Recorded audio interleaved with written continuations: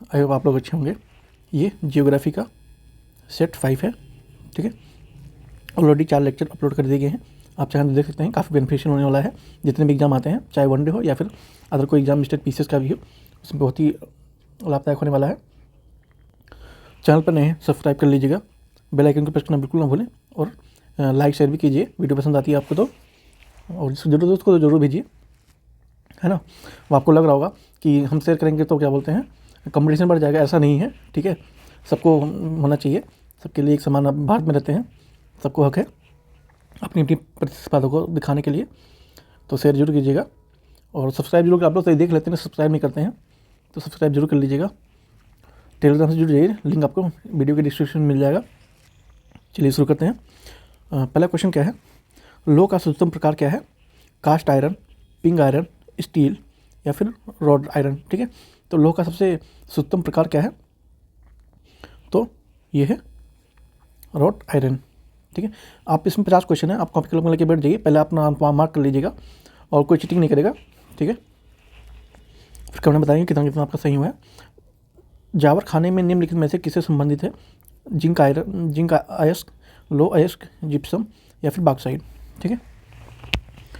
तो I hope आप लोगों ने आंसर मार्क कर लिया होगा अपना। तो इसका आंसर क्या है? जिंक आयरन, ठीक है। जावर खाने में निम्नलिखित में से किससे संबंधित है? जिंक आयरन से। भारत में बम्बे हाई निम्नलिखित में से किसके लिए भली भांति जाना जाता है? पेट्रोलियम उत्पाद के लिए, हैंगिंग गार्डन के लिए, गहरे समुद्र में मत्स्य आखेट के लिए, या परमाणु रिएक्टर के लिए, ठीक है। तो ये बम्बे हाई है, ये किसके लिए जाना जाता है? तो बम्बे हाई आपका ये पेट्रोलियम उत्पादन के लिए जाना जाता है। भारत में सबसे अधिक किसका आयात करता है? भारत सबसे अधिक किसका आयात करता है? बॉक्साइट का, मैगजीन का, अभ्रक का या फिर सल्फर का, ठीक है। अपना आंसर मार्क कर लीजिए। अगर आपको लग रहा है कि वीडियो ज़्यादा लंबी हो रही है तो आप वीडियो पर से अपना आंसर मार्क कर सकते हैं। इसका आंसर क्या है? सल्फर गंधक। भारत में किस क्षेत्र में चूड़ी उद्योग स्थापित किया है? आगरा में, फिरोजाबाद में, मुरादाबाद में या कोई नहीं, ठीक है। तो आप लोग काफ़ी जानते हो, काफ़ी फेमस है फिरोजाबाद, ठीक है। ये चूड़ी उद्योग के लिए काफ़ी फेमस है। देश का सर्वाधिक अभ्रक उत्पादन कहाँ होता है? आंध्र प्रदेश में, झारखंड में, पश्चिम बंगाल में या फिर मध्य प्रदेश में? तो जो अभ्रक उत्पादन सबसे ज़्यादा होता है कहाँ होता है इंडिया में? ये आंध्र प्रदेश में होता है। ये आंसर हो जाएगा आपका। पवन ऊर्जा से विद्युत उत्पादन कौन सा राज्य अग्रणी है? गुजरात, तमिलनाडु, केरल, कर्नाटक, ठीक है। तो इसका आंसर आपका क्या है? तमिलनाडु। पवन ऊर्जा में तमिलनाडु सबसे ज़्यादा होती है। भारत का प्रथम उर्वरक संयंत्र कहाँ पर लगा है? ट्राम्बे में, नागल में, आलवे में या फिर सिंदरी में, ठीक है। तो उर्वरक संयंत्र कहाँ लगा था, ठीक है। तो ये लगा था अपना सिंदरी में। नहावा शेवा बंदरगाह परियोजना कहाँ स्थित है? कोलकाता में, मुंबई में, चेन्नई में या पारादीप में, ठीक है। तो ये जो नहावा शेव बंदरगाह है ये कहाँ पे है? तो ये आपका मुंबई में है। जवाहरलाल नेहरू बंदरगाह कहाँ स्थित है? कांडला में, चेन्नई में, मुंबई में या कोलकाता में, ठीक है। जवाहर नेहरू बंदरगाह कहाँ पे होता है, लोकेटेड है ये? तो ये मुंबई में ही है आपका, ठीक है। ये मुंबई में है। भटकल बंदरगाह स्थित कहाँ पे है? कर्नाटक में, गुजरात में, गोवा में, केरल में। जो भटकल बंदरगाह है ये आपका कर्नाटक में है। निम्नलिखित में से कौन सा बंदरगाह मुक्त व्यापार क्षेत्र है? कांडला, कोचीन, चेन्नई या तूतीकोरिन, ठीक है। तो कौन सा बंदरगाह मुक्त व्यापार क्षेत्र में से संबंधित है यहाँ पे? आप अपना आंसर मार्क कर लिया होगा। तो जो कांडला है यहाँ पे ये इससे संबंधित है, मुक्त व्यापार बंदरगाह है। पूर्वी समुद्री तट पर कौन सा कृत्रिम बंदरगाह स्थित है? कोची, कोलकाता, कांडला या फिर चेन्नई, ठीक है। तो चेन्नई। भारत के पश्चिमी समुद्री तट पर वर्षा किस मानसून में होती है? जो भारत का पश्चिमी तट है उस पर वर्षा किस मानसून में होती है? उत्तरी पूर्व में, उत्तरी पश्चिम में, दक्षिणी पश्चिम में या फिर दक्षिणी पूर्व में, ठीक है। तो आपका ये दक्षिणी पश्चिम में होती है। सर्वाधिक वर्षा किस जगह होती है? कोचीन में, मासीराम में, शिलांग में या फिर अल्पेशी में, ठीक है। सर्वाधिक वर्षा कहाँ पे होती है? तो ये मानसीराम में होती है, फेमस है। जो ज्योग्राफी अच्छे से की होगी उनको आइडिया होगा इस चीज़ का। आइसो हाइट रेखा नक्शे में किसके युग्म बिंदु हैं? समताप, समतापमान के, समदाब के, सम वर्षा के या सम ऊंचाई के? तो इसका आपका आंसर क्या हो जाएगा? समोसा। लेप्चा किस राज्य के आरंभिक निवासी थे? लेप्चा किस राज्य के आरंभिक निवासी थे? अरुणाचल प्रदेश, त्रिपुरा, सिक्किम या फिर जम्मू कश्मीर। ठीक है, तो ये सिक्किम के निवासी थे जो लेप्चा थे। खासी और गारो जनजातियाँ मुख्य रूप से कहाँ रहती हैं? वेरी वेरी इंपॉर्टेंट है, अक्सर एग्जाम में क्वेश्चन आता है। केरल में, मेघालय में, छोटा नागपुर में या फिर तमिलनाडु में। ठीक है, तो कहाँ रहती हैं? मेघालय से संबंधित है खासी और गारो जनजाति। भारत में सबसे बड़ी जनजाति कौन सी है? टोंडा, गोंड, गारो या फिर चेंचस। ठीक है, तो गोंड सबसे बड़ी जनजाति कौन है भारत में? गोंड है। सौर पृष्ठ पर लगभग कितना तापमान होता है? 8 गुणे में 10 की power 5 degree Celsius, 500 degree Celsius या 6000 डिग्री सेल्सियस या फिर 1000 डिग्री सेल्सियस। ठीक है, तो सौर पृष्ठ पर लगभग कितना तापमान हो जाता है? ठीक है, तो हो जाता है 6000 डिग्री सेल्सियस। सी आंसर हो जाएगा आपका इसका। निम्नलिखित में से किस दिन को विश्व जल दिवस के रूप में मनाया जाता है? 22 मार्च को, 22 मई को, 22 अगस्त को या 22 जून को। अगर आपको इसकी फैक्चुअल नॉलेज नहीं है तो काफ़ी कन्फ्यूजन है उसमें, सब में 22 है, फिर महीने का ही अंतर है। ठीक है, तो इसका आंसर क्या हो जाएगा आपका? 22 मार्च को विश्व जल दिवस मनाया जाता है, 22 मार्च। एक देशांतर को पार करने में 2 स्थानों को स्थानीय समय सीमा के बीच कितना अंतर होता है? 8 मिनट का, 4 मिनट का, 2 मिनट का या फिर 0, कुछ भी नहीं होता है। ठीक है, तो इसका आंसर आपका क्या हो जाएगा? 4 मिनट का अंतर होता है एक देशांतर पार करने पे 2 स्थान पे। ठीक है, पवनों की गति का निर्धारण किस कारक से होता है? वायु दाब प्रवणता से, फेरल के सिद्धांत से, पृथ्वी के घूर्णन से या फिर तापमान से। ठीक है, तो जो वायु दाब का आपके पवनों को जो गति निर्धारण कारक कौन सा होता है? ठीक है, आए आप लोगों ने आंसर मार्क कर लिया होगा, तो वायु दाब प्रवणता से। कोहरा क्या है? ठीक है, कोहरा तो आप लोग आपके दैनिक जीवन के स्थिति है, अभी भी कोहरा आपको कई जगह देखने को मिल जाता है। एक कापसी वर्षा बादल, एक नीचा अस्तर बादल, एक ऊंचा स्तरीय बादल या फिर एक ऊंचा कपासी बादल। ठीक है, तो कोहरा क्या होता है? तो ये एक नीचा स्तरीय बादल होता है। पर्वतों तथा मैदानों के बीच स्थित पठारों को क्या कहते हैं? पर्वत और मैदान के बीच की जो जगह होती है उसे क्या कहते हैं? महाद्वीपीय पठार, अंतः पर्वतीय पठार, पर्वतीय पठार या फिर प्रद्वीपीय पठार। अब आप लोगों ने अपना आंसर मार्क कर लिया होगा, तो इसका आंसर क्या है? पर्वतीय पठार। अधिकेंद्र शब्द से किससे संबंधित है? भूकंप से, वलन से, भ्रंश से या पृथ्वी की आंतरिक संरचना से। तो जो अभिकेंद्र है शब्द है, ये किससे संबंध रखता है? तो ये संबंध रखता है भूकंप से। ठीक है, संसार में पारई का सबसे बड़ा उत्पादक देश कौन सा है? यूएसए, कनाडा, इटली या फिर स्पेन। ठीक है, तो संसार में पारई का सबसे बड़ा उत्पादक देश कौन सा है? तो स्पेन है। नेक्स्ट चलते हैं। फिलाडेल्फिया किसके लिए प्रसिद्ध है? जलपोर्ट निर्माण से, डेयरी उद्योग से, रेल के इंजन निर्माण से या फिर रेशम सूती वस्त्र के निर्माण से। ठीक है, तो ये फिलाडेल्फिया ये किसके लिए प्रसिद्ध है? तो ये रेल इंजन के निर्माण के लिए प्रसिद्ध है। किस क्षेत्र में देश की सबसे प्राचीन चट्टानें पाई जाती हैं? ठीक है, माफ कीजिए, किस क्षेत्र में है? ठीक है, किस क्षेत्र में देश की सबसे प्राचीन चट्टानें पाई जाती हैं? हिमालय में, अरावली में, शिवालिक में या फिर गंगा सिंधु मैदान में।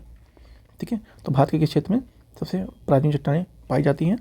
आपने आंसर मार्क कर लिया होगा, तो ये अरावली की जो श्रेणियाँ हैं उसमें सबसे प्राचीन चट्टानें मिलती हैं। भारत में अधिकांश वर्षण किस प्रकार का होता है? चक्रवातीय, संवहनीय, पर्वतकृत, वाताग्रीय। ठीक है, तो भारत में अधिकांश वर्षण किस प्रकार से होता है? तो ये होता है पर्वतकृत पे। ठीक है, जूट का रेशा पौधे किस भाग के लिए प्राप्त किया जाता है? फूल के लिए, फल के लिए, तना के लिए या फिर पत्ते के लिए। ठीक है, तो जूट का जो रेशा होता है वो किस पौधे के किस भाग से प्राप्त होता है? आप लोगों ने आंसर मार्क कर लिया होगा, तो ये तना से प्राप्त होता है। किससे होता है? तना से होता है।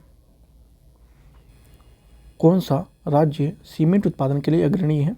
राजस्थान, तमिलनाडु, पश्चिम बंगाल या फिर बिहार। ठीक है, तो ये राजस्थान में सीमेंट उद्योग के लिए काफ़ी प्रसिद्ध है, अग्रणी है राजस्थान। बिना उपग्रह वाले ग्रह कौन से हैं? बुध शनि, बुध और शुक्र, मंगल और शुक्र, या फिर मंगल और शनि। ठीक है, तो आपका आंसर आपने मार्क कर लिया होगा। तो बुध और जो शुक्र है ये आपके बिना उपग्रह वाले ग्रह हैं। निम्नलिखित में से सौर मंडल का सबसे बड़ा ग्रह कौन सा है? पृथ्वी है, शनि है, यूरेनस है, या फिर बृहस्पति है। ठीक है, तो आपका आंसर क्या है इसमें? सी, बृहस्पति है। ठीक है, सी ऑफ ट्रैंक्विलिटी स्थित कहाँ पे है? दक्षिण पूर्वी अफ्रीका में, रूस की पश्चिमी तट पे, चंद्रमा, या फिर भारत के पश्चिमी तट पे। ठीक है, तो ये कहाँ पे स्थित है? तो ये चंद्रमा पर। सौर मंडल का कौन सा अत्यधिक तीव्र ग्रह है? शुक्र है, बुध है, प्लेटो है, या फिर शनि है। ठीक है, तो कौन सा ग्रह है? बुध है। अत्यधिक तीव्र ग्रह है बुध है। सूर्य से सर्वाधिक दूर स्थित ग्रह कौन सा है? बृहस्पति, मंगल, शनि, या फिर वरुण है। ठीक है, सूर्य से सबसे ज़्यादा दूरी पे कौन सा ग्रह स्थित है? तो वरुण है। वह आकाशीय पिंड जो पृथ्वी के निकटतम है, सूर्य, चंद्रमा, शुक्र, या फिर शनि। ठीक है, तो आकाशीय पिंड जो पृथ्वी के सबसे निकटतम ग्रह है वो कौन सा है? आई होप आप लोगों ने आंसर मार्क कर लिया होगा। तो चंद्रमा है सबसे निकटतम ग्रह। सूर्य का समीपतम ग्रह कौन सा है? बुध है, मंगल है, प्लूटो है, या फिर इनमें से कोई नहीं है।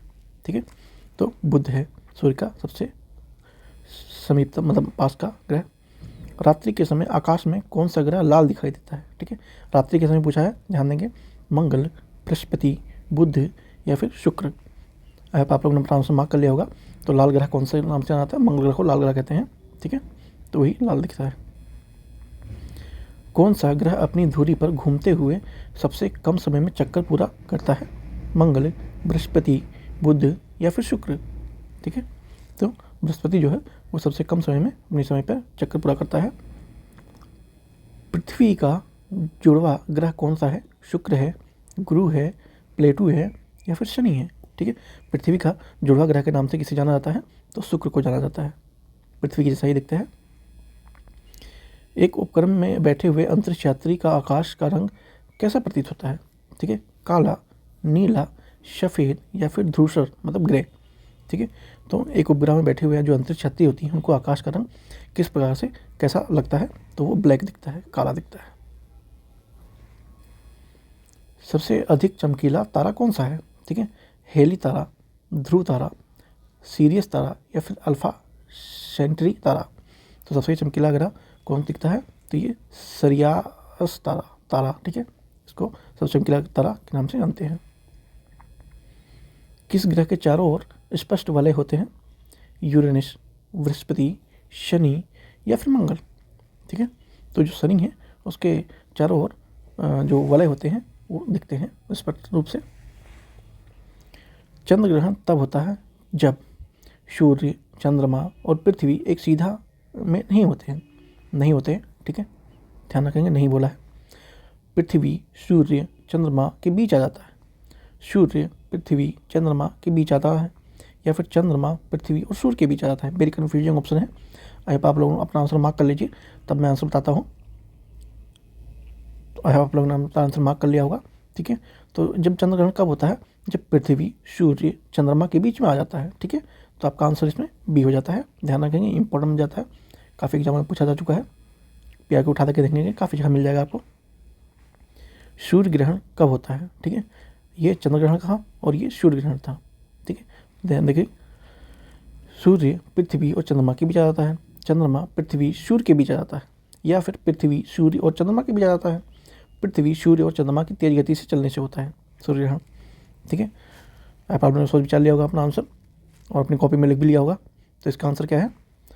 चंद्रमा पृथ्वी और सूर्य के बीच आता है तब सूर्य ग्रहण होता है। ठीक है, यहाँ पे क्या था? पृथ्वी सूर्य चंद्रमा के बीच आता है, और यहाँ पे चंद्रमा पृथ्वी और सूर्य के बीच आती है। ठीक है, यहाँ पे पृथ्वी थी, यहाँ पर चंद्रमा है। ध्यान रखेंगे चीज़ों को। भूतल के किसी बिंदु से गुजरने वाली मध्य रेखा तथा प्रधान माध्यम की रेखा के मध्य की कोणिक दूरी को उक्त बिंदु कहते हैं। देशांतर, अक्षांश, या फिर उनताश, या इनमें से कोई नहीं। ठीक है, तो किसे कहते हैं? देशांतर कहते हैं उसे। ग्रीन वॉच किस देश से संबंधित है? यूएसए से, यूनाइटेड किंगडम से, हॉलैंड से या फिर भारत से। ठीक है, तो ग्रीन वॉच है ये किससे संबंधित है? ये यूनाइटेड किंगडम से, मतलब ब्रिटेन से है। ठीक है, यूनाइटेड किंगडम। इंग्लिश में अमेरिका को यूएसए कहते हैं और इसको यूके कहते हैं, ध्यान रखेंगे। मानचित्र पर बनाई गई वे रेखाएं जो समुद्र के बराबर ऊंचाई वाले स्थानों को मिलाती हैं क्या कहलाती हैं? आइसोबर्स, कार्टून्स, आइसोथम्स या फिर आइसोटोप्स क्या कहलाती हैं?